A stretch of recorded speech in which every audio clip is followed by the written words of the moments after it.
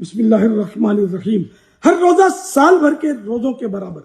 فرمان آخری نبی صلی اللہ علیہ وآلہ وسلم اللہ پاک کو عشر ذو الحجہ سے زیادہ کسی دن میں اپنی عبادت کیا جانا پسندیدہ نہیں. اس کے ہر دن کا روزہ ایک سال کے روزوں اور ہر شب کا قیام شب قدر کے برابر ہے.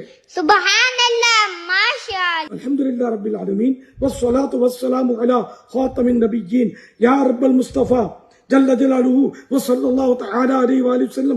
ذوالحج شریف کے شروع کے 9 دن کے روزے رکھنے والوں اور والیوں کو سبز گنبد کے سائے میں اپنے پیارے پیارے حبیب صلی اللہ علیہ وسلم کے جلووں میں شہادت، جنت البقیع میں مدفن اور جنت الفردوس میں اپنے آخری نبی صلی اللہ علیہ وسلم کا پڑوس نصیب فرما. اللہم آمین. ان کو حج و دیدار مدینہ سے بار بار مشرف فرما. اللہم آمین. 5 بلکہ 3 روزے رکھے.